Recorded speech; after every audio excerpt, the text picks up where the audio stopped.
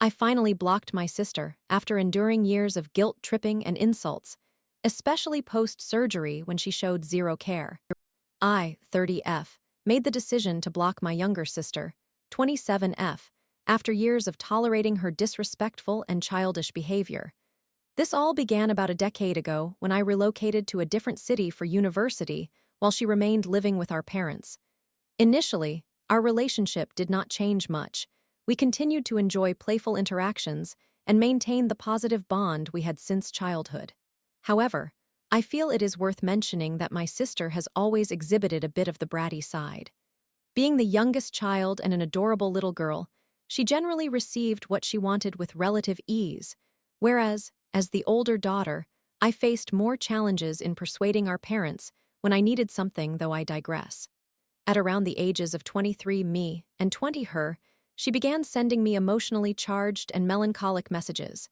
For instance, during moments of loneliness, she would bombard me with 15 or more texts expressing feelings such as, "I feel alone," "I hate my friends, they are foolish," "Mom and Dad are overwhelming," "You abandoned me," and "People do not understand me," among other things. In the beginning, I consistently responded promptly, attempting to support her as best as I could. I called her, tried to resolve issues with our parents, and acted as a big sister should. However, as time went on, she continued to send those messages, making me feel guilty for being a supposedly selfish older sister who chose to focus on her own life instead of prioritizing her family and younger sister. Although I initially made efforts to assist her, it was never sufficient in her eyes, and I grew weary of the situation while still trying to offer my support. She also started reaching out with requests to see me, putting pressure on me when I lacked the time to meet. I was accused of being selfish, of only wanting to spend time with my friends, and of being a terrible person who primarily wished to be with my boyfriend. Additionally, during this period, I was living quite far away in another city. Approximately 4 years ago, I relocated back to the same city as my family. While I was still attending university and working as a bartender, I initially lived with my parents and sister before moving in with a friend. My life at that time mainly revolved around going to the gym, attending classes, working at the bar in the evenings and part of the night, as well as attempting to find time for my boyfriend and studying for my coursework, a not-so-healthy lifestyle. In summary, I seldom had the opportunity to meet my little sister, who incessantly sent me messages grumbling that her friends were unreasonable and that our parents were being too strict with her. She continues to reside with them and has never had to work for her living, expressing her disdain for various friends while labeling me a selfish person who never made time for her. Although she sought my assistance, she rarely sent kind messages, not that she needed to send anything nice, but asking for help amid a barrage of insults may not be the wisest approach. I continued to receive her texts, and even though I did not respond as quickly as before, I still made a genuine effort to support her, to listen, and to be there for her. Yet it was insufficient. She always demanded more from me. After I completed my studies and left the bar where I had been employed, I entered a dark period in my life. I experienced burnout, which I had anticipated after my intense lifestyle of balancing gym, university, and work.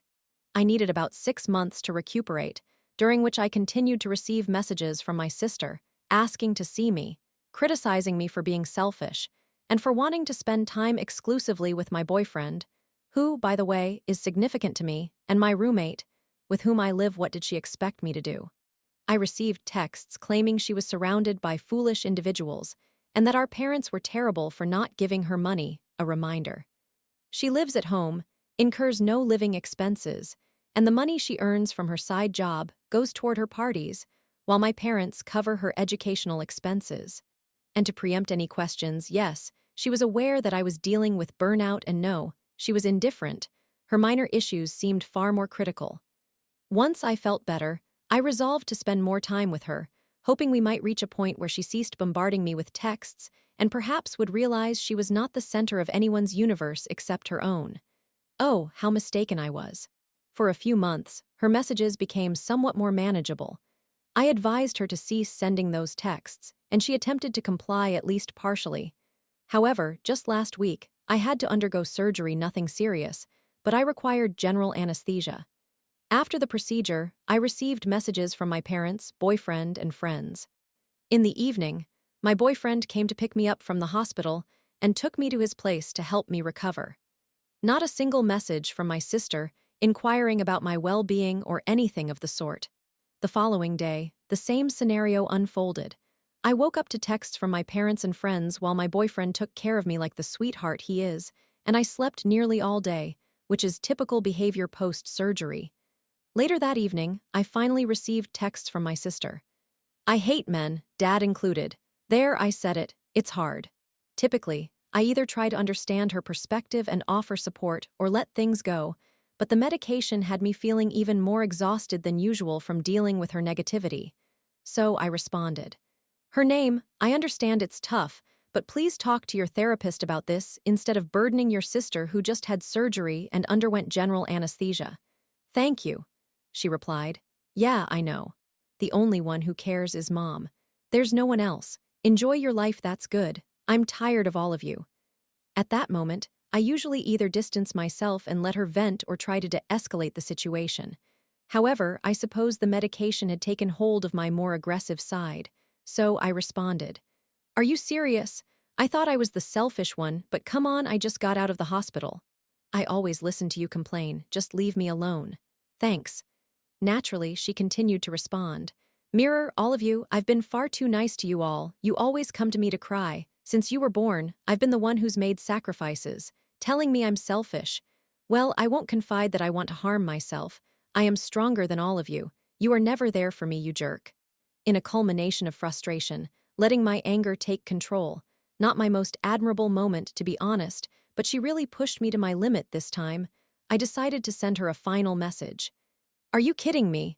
Well, goodbye, go find someone who cares and text me back when you decide to reflect on your behavior. After that, I blocked her number. I have chosen not to unblock her on WhatsApp, but I have left her unblocked on Instagram and other social media platforms. I will not attempt to mend things with her until she offers a sincere apology and demonstrates a willingness to reconcile. The reality is that she is starting to lose her friends, who are finally recognizing her disdain for most of them, and has begun to insult my cousins as well. I suspect she is genuinely feeling lonely, as it seems everyone is distancing themselves from her, including me, though not our parents, as she remains in their good graces since they are financially supporting her. So, am I the one in the wrong for cutting ties with my younger sister? Story 2. My girlfriend's female friends are tearing us apart, and there's nothing I, a male, can do about it.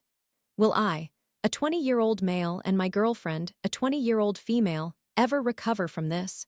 Or is it too late? My girlfriend and I have been in a relationship for a year and 3 months, and we are each other's first serious partners. I love her deeply, and I know she loves and cares for me a lot. She is currently attending college, and recently something occurred that made both of us want to give up on each other, but we cannot. This situation is incredibly frustrating. It honestly feels worse than being cheated on. Here is the story. About 3 weeks ago, I traveled to my girlfriend's college, which is about an hour and 30 minutes away. A major party event was taking place at her college, and I was excited to join the fun. It was also my birthday weekend. Saturday was the big party day, so I arrived on Friday after work. I had never really had any issues with her friends before. I didn't particularly like them, but I could tolerate them. Friday was enjoyable. We did not drink and simply relaxed at the hotel because we needed to be up early on Saturday. When Saturday arrived, we started drinking relatively early. We often argue when we drink, and she tends to text her friends during our disagreements. I have previously asked her not to do this because it does not end well. During the day, we were perfectly fine and genuinely enjoyed our time together. It felt like it was going to be a great day. However, that changed when we went to the bars later in the night. After drinking throughout the day, we were both very intoxicated by around 9 o'clock or 10 o'clock p.m. I do not recall much about the bar, but I remember her being upset with me about something or simply being angry for no apparent reason. We decided to take an Uber back to the hotel around 9:30. During the ride, we got into a very intense argument about something I cannot even recall. This escalated into a significant fight at the hotel, which was probably our worst disagreement yet. I was so angry that I tried to kick her out of the hotel room I had paid for and attempted to take back the vape I bought for her. I was furious and noticed that she was recording me while I was upset, which only fueled my rage. Although I would never hit her, I did attempt to grab her phone to delete the video, leading her to text her friends that she was scared for her life and that she needed help. Her friends took this seriously and started to panic. Eventually, we calmed down, and she texted her friends about 2 hours later to say that she was fine and had overreacted, and then we went to sleep. This is where I become deeply confused and upset. The next morning, her friends were threatening to end their friendship with her because of what she said the night before and how worried they became. They claimed that our relationship was unhealthy and that she needed to leave me if she wanted to be friends with them. They told her she was no longer a good friend and that she hardly spent time with them. They remarked on how she was always on her phone and not engaging in conversation, even when she was around me, and I had to repeat myself. I have accepted that this is just part of her personality. My girlfriend promised me that she would not give up on us, and we both agreed that we needed to change. I have been working on managing my emotions better and focusing on myself more. 3 of her friends were upset with her. However, her roommate, one of the 3 friends, understands the situation and even agrees that the other 2 friends are being unreasonable. They have said that if she wants to continue living in the apartment with them next year, she cannot be in a relationship with me, while criticizing me even though they do not truly know us or our relationship, they only know about a few arguments. My girlfriend and I remain together, and we refuse to give up on one another. Since this incident, however, things have felt different. I am no longer allowed to visit her college because I need to respect her friends' wishes. I feel as if she has been acting differently and distancing herself. I can tell this situation is hard for her and is causing her a lot of confusion. She continually reassures me that she still loves me very much and is not going to abandon our relationship, explaining that her behavior is due to the stress of the situation and the toll it is taking on her. We love each other, and I will always love her, but I feel incredibly confused about this entire situation and believe it is unfair for us to go through this.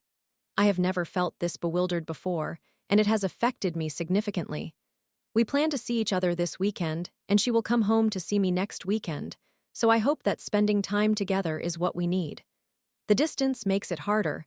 When we are together, everything feels peaceful and comfortable, as if all of our problems vanish until she returns to college.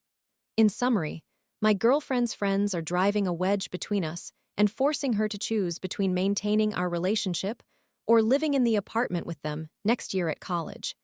They do not comprehend the depth of our love for one another or how much we need each other.